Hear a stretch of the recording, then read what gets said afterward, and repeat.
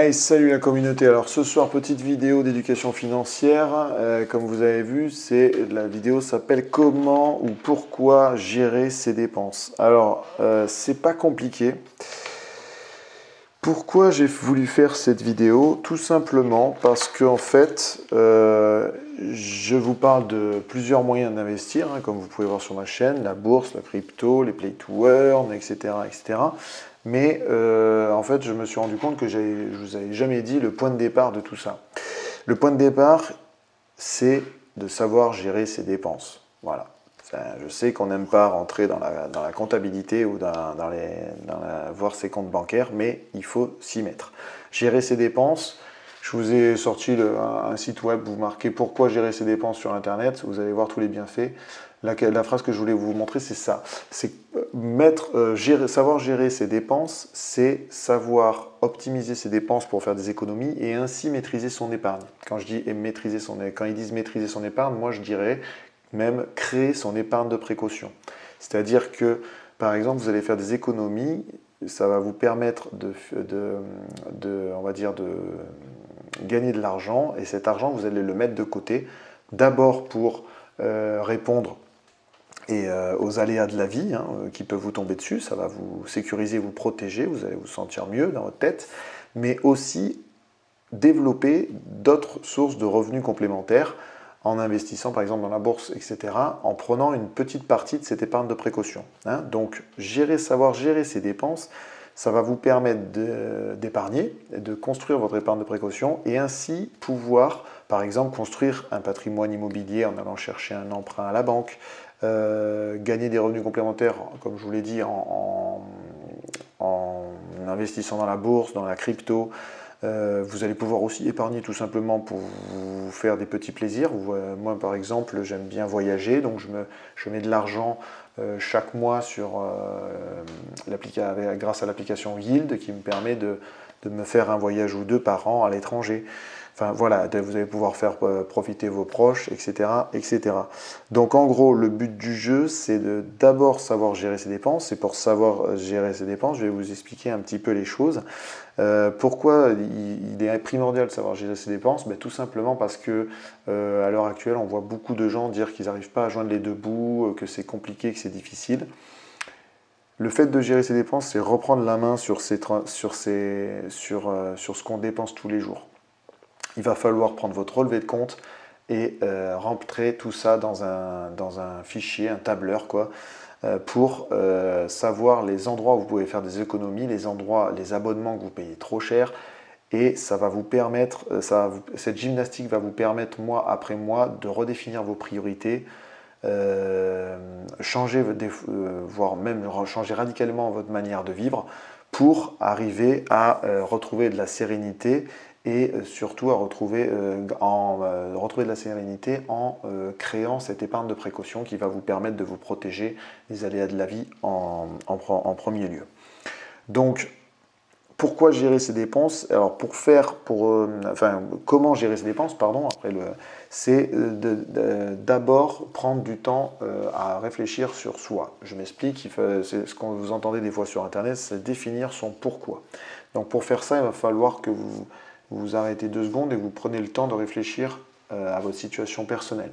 Le définir son pourquoi, en fait, c'est définir un but, un objectif moyen long terme qui va vous maintenir la motivation de gérer vos dépenses chaque mois. Pourquoi? Parce que quand on parle d'éducation financière, c'est un marathon, c'est un apprentissage à vie et c'est surtout une motivation et des habitudes à mettre en place qu'il faut garder dans le temps. Donc définir ce pourquoi va vraiment vous aider à garder cette motivation parce que l'objectif c'est d'atteindre c'est le cas de le dire, en définissant ce pourquoi, vous allez définir des objectifs à atteindre dans du moyen long terme, d'accord? Donc la première chose c'est ça, c'est prendre le temps de faire le point de votre situation personnelle pour définir ce que vous voulez atteindre demain.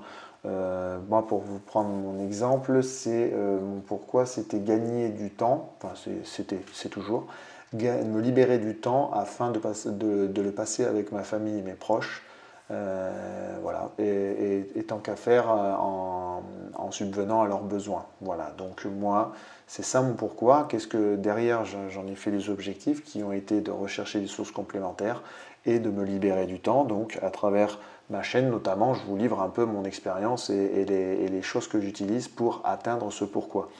C'est à vous aussi de définir ce qui va vous le faire, comme on dit, va vous faire lever tous les matins pour vous emmener cette sérénité et surtout vous ramener les priorités, vos vraies priorités de la vie, quoi. Donc attention, quand je parle de gérer ses dépenses, je ne parle pas de gérer ses comptes. Hein. On n'est pas là pour se recréer un taf en plus, de comptable en plus, que les trois quarts du temps, je pense que les gens n'aiment pas trop. Moi, le premier. Le but du jeu, ça va être de mettre en place quelque chose de simple, qui ne va pas prendre beaucoup de temps, pour éviter de perdre cette motivation et de retomber dans ses travers, qui est de ne plus suivre ses dépenses et donc de dépenser n'importe comment son salaire en premier lieu. D'accord ? Donc l'objectif, c'est de faire quelque chose de simple et d'agréable que vous allez pouvoir suivre semaine par semaine, mois après mois. C'est ce qui m'emmène à un deuxième point, c'est qu'en plus d'être simple, il faut être régulier dans ce suivi de dépenses. C'est-à-dire qu'il va falloir le faire une fois par semaine, une fois tous les 15 jours. La première fois, le plus long, ça va être de remplir, c'est-à-dire de prendre votre relevé de compte et de remplir ce tableur. Et après, il va falloir le suivre régulièrement, une fois par semaine, une fois tous les 15 jours. D'accord ? Donc le tableur, il se présente un peu comme ça. C'est tout simplement un tableur Excel où vous mettez vos dépenses mensuelles de votre compte principal. Ok ? D'accord ? Et ça, il va falloir y venir une fois par semaine et à une fois tous les 15 jours au fur et à mesure parce que vous allez voir que les dépenses récurrentes, vous allez les connaître par cœur, à force. Donc, ce qu'on estime dans la vie à peu près, c'est qu'il y a 50% de dépenses fixes, 20% de dépenses variables. Les dépenses variables sont l'essence, la nourriture par exemple. Les 50% de dépenses fixes sont le loyer, par exemple, ou le crédit immobilier. 20% pour le plaisir et 10% pour justement se constituer cette épargne de précaution. Ça, c'est ce qui est préconisé. Après, évidemment, vous voyez que les enveloppes, les catégories, vous pouvez modifier. Par exemple, le 20% de plaisir, vous pouvez diminuer et faire 20%, essayer d'atteindre l'objectif de 20% d'épargne de précaution. Bon, c'est chacun qui voit midi à sa porte. L'objectif, c'est de vraiment garder c'est à minima les 10% de votre salaire ou les 10% de votre revenu pour construire cette épargne de précaution et vous ramener cette sérénité, vous protéger de la vie, comme on dit. Okay ? Donc, vous allez construire ce tableur qui va vous permettre de suivre vos dépenses. D'accord ? Donc, l'avantage de tenir ce tableur, c'est que vous allez voir tout de suite, dès le premier mois, les dépenses inutiles, les choses où vous vous êtes fait plaisir et que vous n'auriez pas dû, etc., etc., etc. Normalement, ça va vous aider à faire ce déclic et ça va vous aider à démarrer cette gymnastique et à mettre en place les bonnes habitudes pour reprendre la main de vos dépenses. D'accord ? Un tableur Excel, c'est simple, c'est facile à mettre en place et surtout, vous allez pouvoir le suivre de manière régulière en le mettant sur un Google Drive ou en utilisant des applications telles que Finery ou Bankin. Il en existe plein des applications qui vous permettent de suivre vos dépenses, mais le tableur, c'est quand même bien parce que c'est vous qui définissez vos jauges. D'accord ? Moi, pour ma part, le tableur que vous voyez là, je l'ai construit au fur et à mesure et je suis sur la méthode des différents comptes bancaires. Bon, on appelait ça à l'ancien temps la méthode des différentes enveloppes, où on mettait l'argent dans différentes enveloppes en fonction du domaine dans lequel on voulait créer son épargne et investir. Donc moi, j'ai adapté ça en ouvrant plusieurs comptes bancaires au vu des frais et des cartes bancaires qui sont peu chères grâce aux banques en ligne. Voilà, moi j'ai un compte en banque par domaine d'investissement, que ce soit immobilier, bourse et crypto, le trading, en général, à l'internet, même les voyages, j'ai un compte à part. Voilà, ce qui me permet moi c'est ma manière de voir les choses pour clarifier mes dépenses et surtout voir de manière plus claire la construction de mon patrimoine dans les différents domaines. Voilà.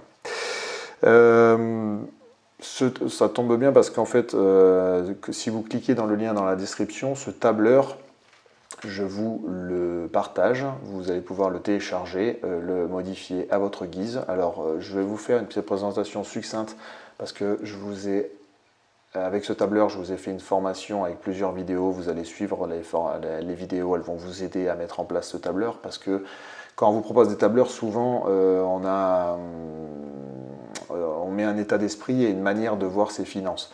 Donc c'est pour ça que moi j'ai fait des vidéos pour vous expliquer comment comment j'ai construit ces onglets, comment il faut les remplir pour que ça s'adapte à votre situation. D'accord? Donc ce tableur, il est fait bien évidemment du premier onglet qui sont les dépenses mensuelles de la banque principale. Donc en gros, vous allez prendre votre relevé de compte et vous allez lister tous les flux sortants de votre compte principal où vous avez votre salaire qui tombe. D'accord?